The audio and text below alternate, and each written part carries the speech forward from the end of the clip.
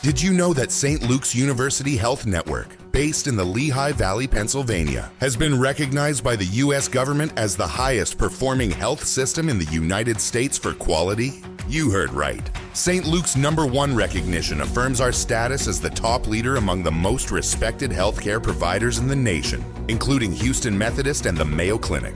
To state it simply, if you want to receive the best care when you go to a hospital, come to St. Luke's.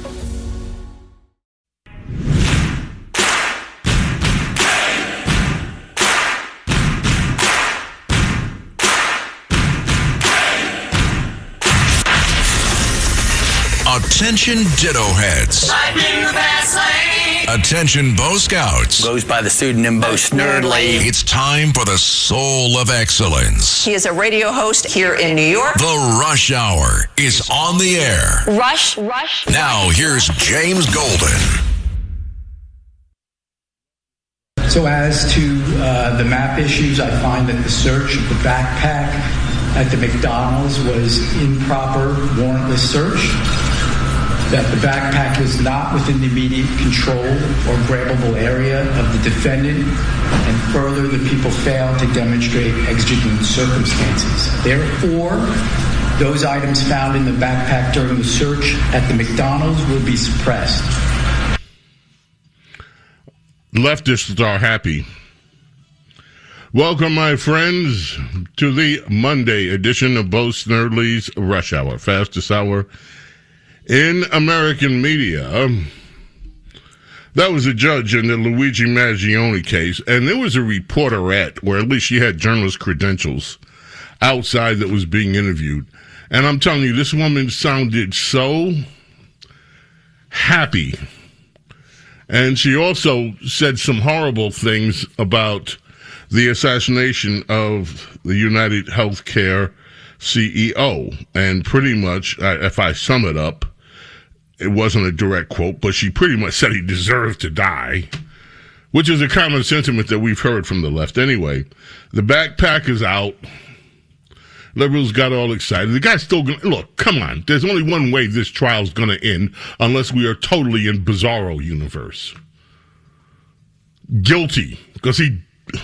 Anyway, there's that.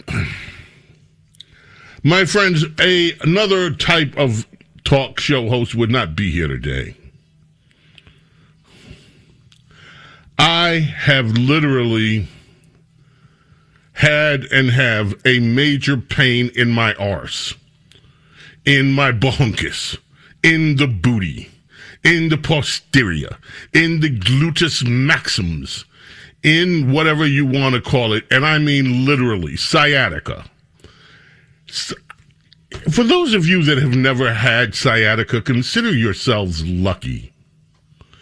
If you have ever had an extreme case of sciatica, you know what I mean. You can't sit. You can't stand. You can't walk. You can't sit down. You can't turn with. You can't put the foot that is in the affected region of your arse on the same side on the ground without feeling shooting pains going through you, all excruciating. It has been a day. It started 2 or 3 days ago and progressively got worse to the point I texted our beloved program director this morning and said, hey, you know, I may not be able to, but I'm here. Went to urgent care, and they gave me a shot. The needle looked like it was about 1.5 feet long, and it was really, you know, one of those little thin needles that just goes on and on. It's long, and they gave me a shot of something in the bronchus, and it's still burning. The stuff started burning, whatever they put it in. It's like, and she says, well, you know, this may burn a little bit. I was like, oh, I'm thinking to myself, yeah, okay, whatever, it burns for a few seconds and I'll be... No, the intensity of the burn kept growing and growing and growing. I'm like, damn, what is this? Anyway, I'm here. I say all that to say I did not want to miss you people by not being here. And I thank you each and every day that you show up So I do my best to show up, even some days when I don't feel good. Now, that said, I'm kind of out of it. I've been up all night long with this thing. So, if I don't make sense, as much sense as I usually do, let's just ignore it. But I hope to make perfect sense because I've been thinking about some of these things for a while. Over the weekend, we got great news. Senator Bill Cassidy, the primary elections were held in Louisiana. Now, they have to do the congressional elections primaries at another point because the districts are being redrawn. Liberals are still having a cow about that. You know, oh, by the way, I'll get back to Cassidy in a minute. Carlos, did you watch the march over the weekend? Say what? What you watch the? Huh? What march? Oh, you don't know. Where's Philip? Philip, did you watch the march over the weekend? What march? Hold on. TJ, did you watch the march over the weekend?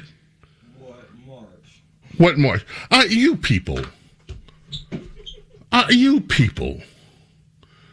We had one of the biggest civil rights marches since the 1960s over the weekend.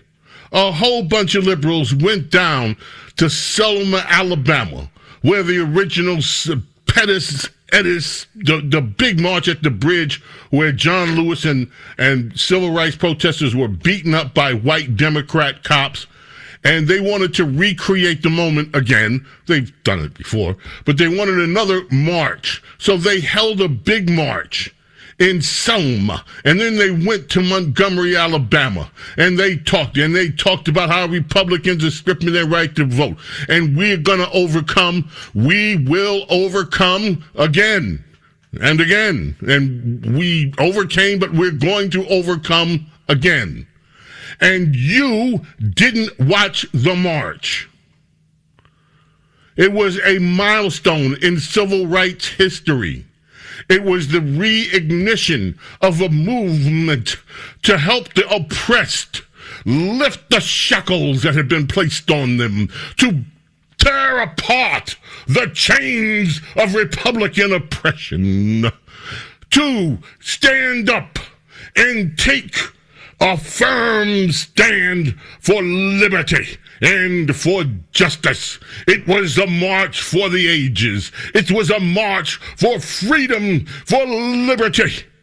It was a march to declare once and for all that even though we have overcome, it wasn't enough come. And we're going to overcome again and keep coming until we overcome finally once and for all with the biggest overcome of history. And you weren't watching it. I'll be darned.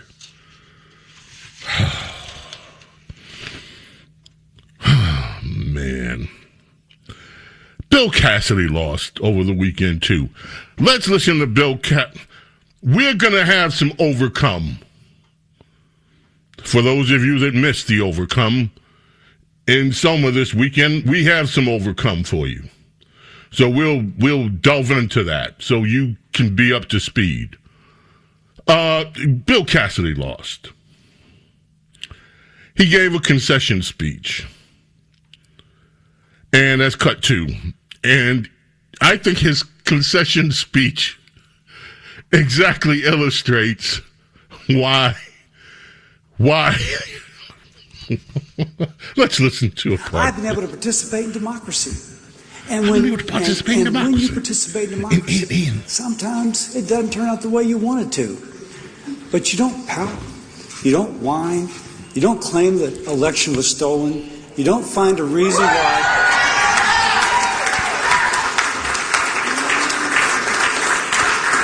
You don't manufacture some excuse. You thank the voters for the privilege of representing the state or the country for as long as you've had that privilege. And that's what I'm doing right now. I've had the privilege of being part of democracy.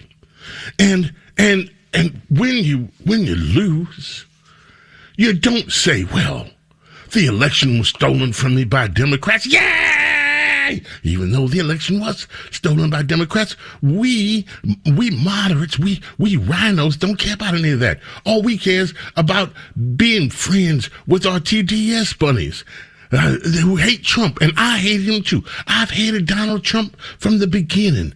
And so I'm not going to sit here and say the election was stolen, because I can't. Because I know the people in my state really, how bad was it? It was bad. The people of Louisiana spoke, and they participated in democracy too. And the people let's listen. I know what we can do. Y'all want to hear how bad it was for old Bill Cassidy? Well, here's what we can do. We can check in with that fella from CNN, that Harry fella that always talks about the numbers. And let me tell you how bad it was for Bill Cassidy participating in democracy in Louisiana over the weekend. Back. And this is sort of just going back through the archives to see how bad Bill Cassidy did. He got 25% of the vote, okay? I went back and I looked at every single non-appointed senator. This, in my mind, was the worst primary showing ever, at least since the end of World War II. That is how badly Bill Cassidy did. He did worse than every single one, getting 25% of the vote for a senator in a primary. It's literally unheard of, and that is because, of course, Donald Trump endorsed against this guy. Look, if you can find a different case of this, Harry looked at every single one and thinks it's the worst. Send us, Send it. Yeah, tweet us. Tweet us. Is Twitter still a thing? I don't know. You're Xing us, I guess. In any case, so President Trump endorsed an opponent here. How does President Trump do in general when he endorses a Republican primary? We've quoted the movie Good Burger every single time, basically, when we've done this. When, in fact, you go against President Trump, you go in the grinder, and you could just see this. Times Trump endorsees have won in GOP primaries. It's about 95% each of the last 4 cycles. Now, I will note, sometimes he endorses and there's no real challenger. But even in those cases, the challengers to the incumbent have won a majority of the time as well. And one of the key reasons why that is right is you look at Trump's approval rating within the GOP, 21st century own party approval. At this point in term 2, he's still at 83%. That's more popular than Obama was with Democrats, way more popular than George W. Bush was with Republicans back in 2006. So the power of a Trump endorsement is still sky high, and we'll see tomorrow if that happens with Thomas Massey, who's up for a vote today. Now, folks, don't expect Massey to go down as hard. And you had, by the way, Trump called out that young woman, Lorraine Boebert, out of Colorado, who was campaigning with Massey. And there have been a few others. Rand Paul was campaigning with him. So, but he definitely, Donald Trump over the weekend called for a primary challenger to step forward for Boebert's seat. I hope the primary challenger comes out of a movie house somewhere with sticky fingers. James Golden, Snerdley. James Golden, Snerdley coming back shortly. Do not go away, please. Please, please, we beg you. Please don't go. Rush. This is The Rush Hour with James Golden. Snerdley.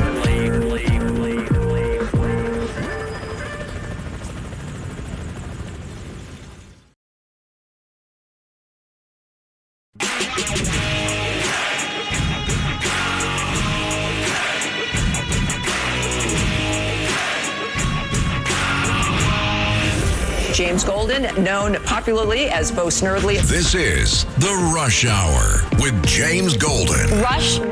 Yes, ladies and gentlemen, Carlos asked me a great question as we were coming back about the what exactly was in the backpack that can't be introduced now and evidence. And I like to saying that because it sounds like a liberal, like Ocasio-Cortez and all these liberal. And okay, so and I'll answer the question. A gun magazine, and a cell phone, and a passport, and a wallet, and a computer chip of some sort. All that cannot be admitted into evidence. But you know what? They don't need any of that stuff. They got him. And anybody that doesn't know they got him, and even if they exclude it, the jurors know about it anyway unless they've been on planet Mars. Come on already. Just saying. Let's deal in realism. All right, so the big march, Civil Rights March, you know who was down there? One of the seditionist six, and she and Pete Buttigieg over the weekend were trying to prove that they really care about civil rights and black people. So here's that lady, the CIA front for a congresswoman, that Melaine Stansberry of New Mexico, cut 6. Here she is.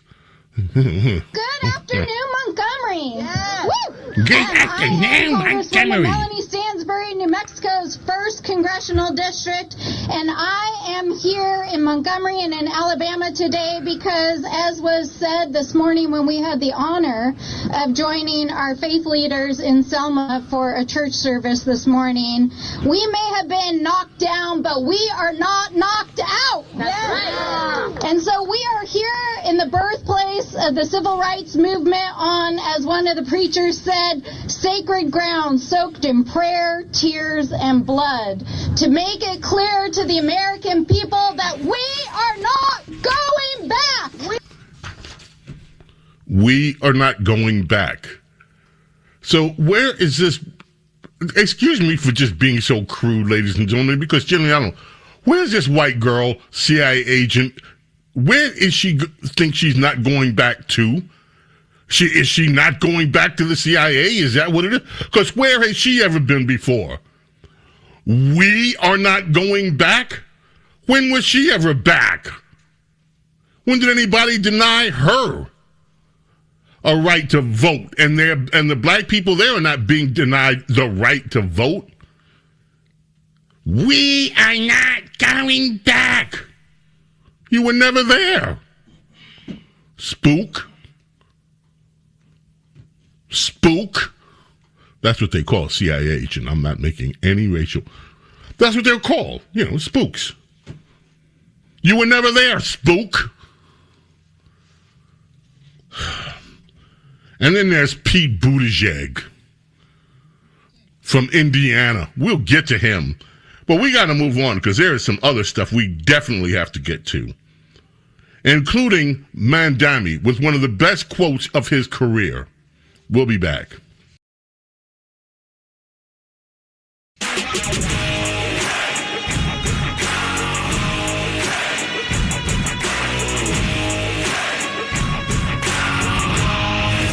James Golden, known popularly as Bo Snerdley. This is The Rush Hour with James Golden. Rush. Ladies and gentlemen, please give your attention to Pete Buttigieg. Last month, you called Republican efforts to redistrict cheating. Are Democrats also cheating? Well, let's be very clear about what's going on right now, which is a systematic effort to dismantle black political representation in the House of Representatives. What we're seeing amounts to the biggest reversal of black political power since the Voting Rights Act itself. It is wrong, it is unfair, and we never should have been here in the first place. You're right. We never should have been here in the first place, but we were here because of the Democrats, and we're back again because of the Democrats. That part I agree with him. James Golden, Snerdley with you here Monday. Let's go. We played the Kamala Harris thing, her bad ideas thing. It's included in the cut that we have on Fox. Senator John Kennedy was axed. Little Ebonic there. I try to be inclusive so that we can grow the audience and reach out to everyone. It's called outreach. Anyway, John Kennedy was axed about Kamala Harris's no bad ideas idea. And cut 10, this is what Senator John Kennedy, he of the state of Louisiana, said about it. And so I'm inviting us all to basically say, look, let's engage in a good old-fashioned round table where we agree there are no bad ideas. And let's invite, then, approaches and ideas that are about, for example, Supreme Court reform, including the notion of expanding the court. No bad ideas. Do you think this is a winner, Senator Kennedy, for the Democrats? Well, look, I don't have anything against the vice president. I served in the Senate with her. She's a woke-topus. She's pandering to the moon wing of her party.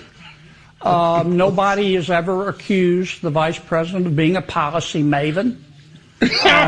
Sometimes she acts like she has a billy goat brain and a mockingbird mouth, and that's a dangerous combination. My personal opinion is, for what it's worth, is that she's done. She's a smoked turkey. She had her chance and had her shot, and she missed it. I don't think she'll be the Democratic nominee. I would love for her to be the Democratic nominee. And if it looks like she gets any momentum, I will happily contribute to her campaign because she would be our dream candidate. But I think she's a smoked turkey, frankly. And I don't think the columnists at the Washington Post, for example, pay attention to what she says. But, those guys, they like kale and cold plunges and carry NPR tote bags. They're members of the moon wing as well, and they like what the vice president says, but I don't think anybody else is that impressed. How many animals did he list off in that? She's a woke-topus. Sometimes I think she's got a billy goat brain and a mockingbird mouth. And she's a smoked turkey. All in the space of a minute. A minute and a half. This guy's too much. Okay. Sir Bruce sent me a text. You know what he just said? He says he's heard through the grapevine that autoerotica cures sciatica. If it's done improperly, I imagine it cures a lot of things. Sir Bruce. Every ailment you have will be cured. If you did it the way that Mr. Gilbert did it. Okay, we have to get to this quote from Mondami today. Folks, just brace yourselves for this. Here is Mamdani, mayor of New York, citing Cut 14, citing one of the greatest presidents of all time. And here you go. I cannot help but think of the words of our 40th president, Ronald Reagan. He famously said, "The 9 most terrifying words in the English language are I'm from the government and I'm here to help." It's a good quote, but I disagree. I think 9 more terrifying words are actually, I worked all day and can't feed my family. So, that was Mondami quoting Ronald Reagan, the 9 most terrifying words. I'm from the government, I'm here to help. No, he says the most terrifying words are, I've worked all day and I can't feed my family. Mayor Mondami, you seem to miss the central point. The people that are saying, I have worked all day and I cannot feed my family, are saying it because prior to that, someone from the government came, like you, to help them. I'm from the government, and I'm here to help. And they have ended up in a situation where they cannot feed their family on their labor. Now, if you think that's hyperbole, I have news for you. It is not. If you look at the situation, why people can't keep what they earn, it is because greedy government officials, such as yourself, take it from them. If you look at why people in the middle and lower middle class can never build generational wealth, look at the rules that you put in place to keep them poor, such as taxation, such as the over-regulation that you put on starting a business and keeping businesses from flourishing, such as the massive welfare state that you Democrats, because you're from the government and you're here to help, have turned every city into magnets for welfare, for people in many cases that don't even belong in this country. And you wonder why the citizens complain? I've worked all day and I can't get ahead. Look at the sheer list of regulations that you have to comply with put by your government liberals who were here to help. Ronald Reagan was and is right. The 9 most terrifying words to many people is, I'm from the government and I'm here to help. And they have created the very situation that you are complaining about, Mr. Mondami, but you are too blind in your socialism to realize it. And you're just compounding the program because now you're from the government and you claim to be here to help, and all you are doing is driving wealth, jobs, energy out of New York and putting in its place a bigger and bigger welfare state that cannot sustain itself.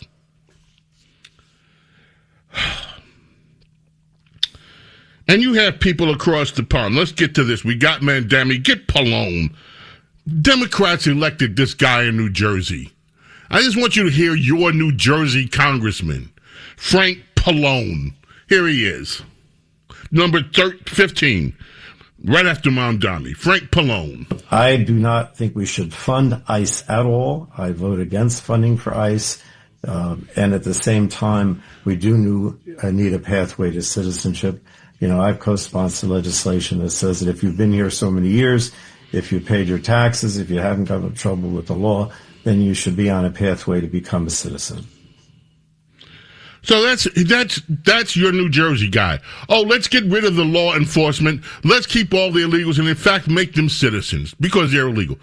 He's from the government, and he's here to help, Mr. Mondami. And what they're doing is destroying not only this country, but this nation. Now, The View, with this woman who I cannot believe is a real lawyer, Sunny Hostin, cut 8. Here's Sunny. And I see this as a great opportunity for the Democrats to show the American people that they are here for affordability. They are here for health care. They are here for education. They are here for making people's lives better. This is a huge opportunity, despite the fact that they're trying to gerrymander the heck out of this country and take away the black vote. I want to play that one more time, and I want you to pause it, please, when I just say pause it, and then we'll continue it. Let us begin with Sunny Hostin from The View one more time, please. And I see this as a great opportunity for the Democrats to show the American people that they are here for affordability. They are here for health care. They are here for education. Stop it. I see this, she's talking about this week, as a great opportunity for the Democrats to show that they are here for affordability and they aren't here for health care. Right? Affordability and health care.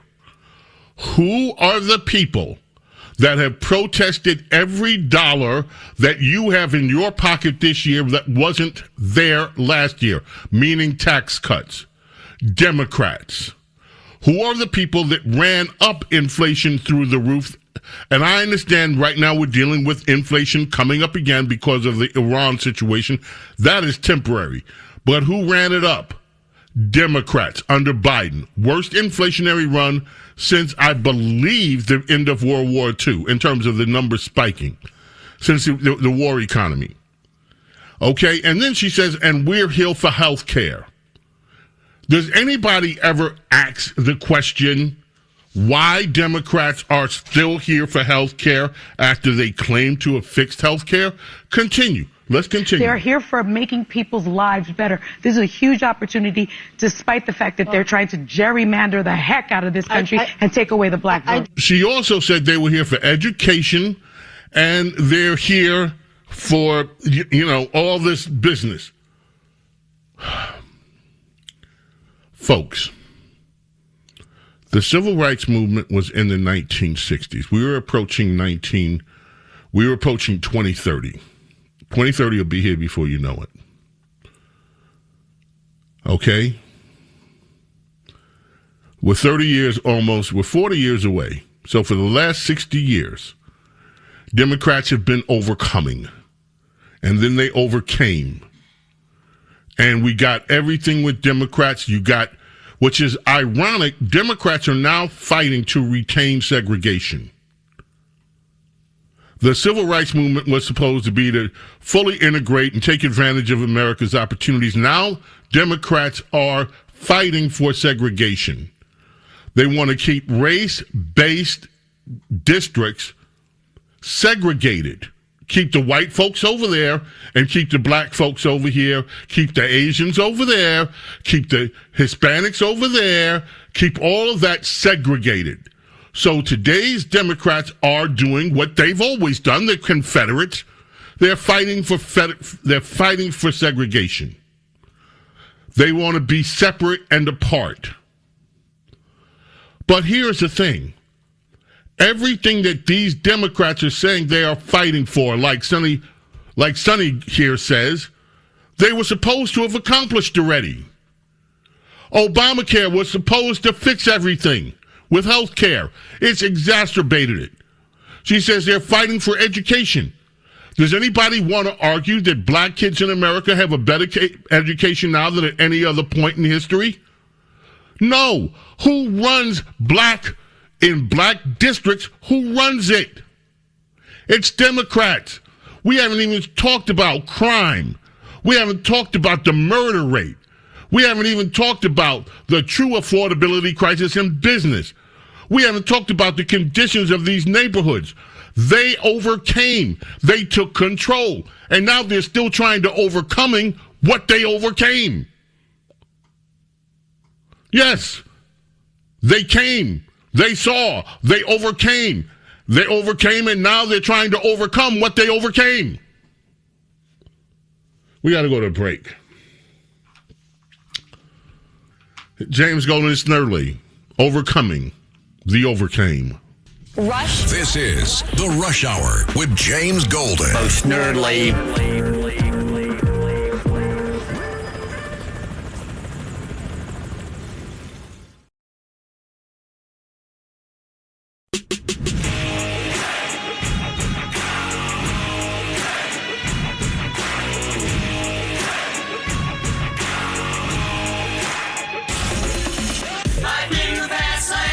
It's the Rush Hour with James Golden. Goes by the pseudonym Bo Snerdley. Rush.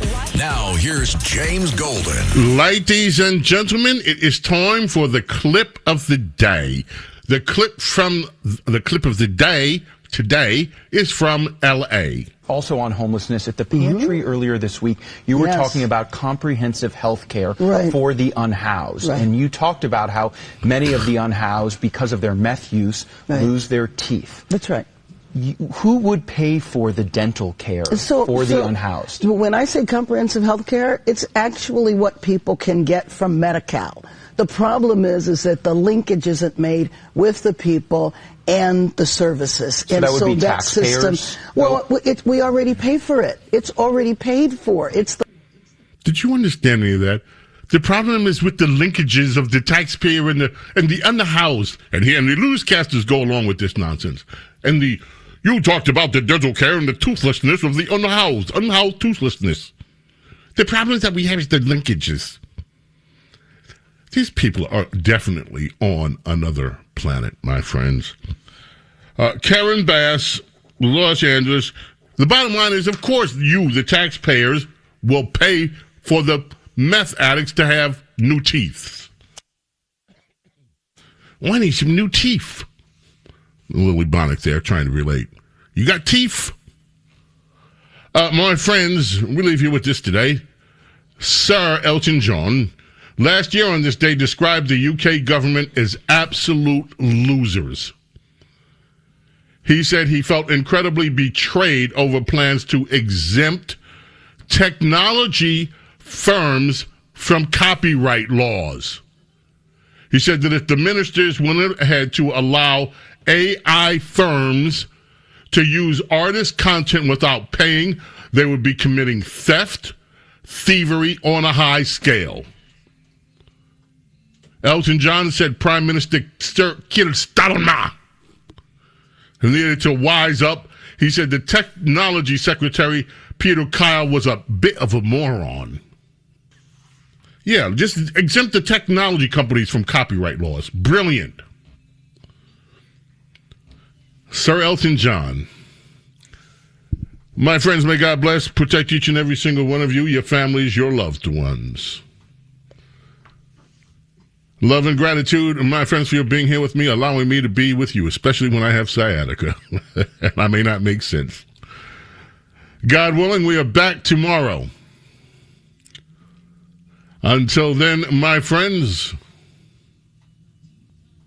I bid you adieu. Bye. Thanks for listening to Bo Snerdley's Rush Hour.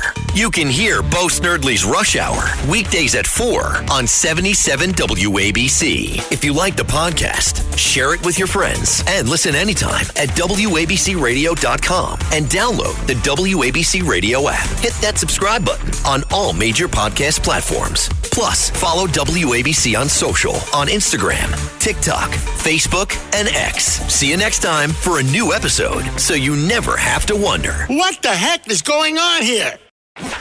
Get ready, Staten Island. It's time to celebrate 5 years of Ferry Hawks baseball.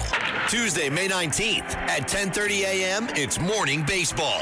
Wednesday, May 20th at 6:30 p.m., have a pawsome time at Bark in the Park. Thursday, May 21st at 6:30, it's Pride Night with $5 Bud or Bud Light draft beer. Individual game tickets start at just $12. Visit ferryhawks.com now to lock in your seats.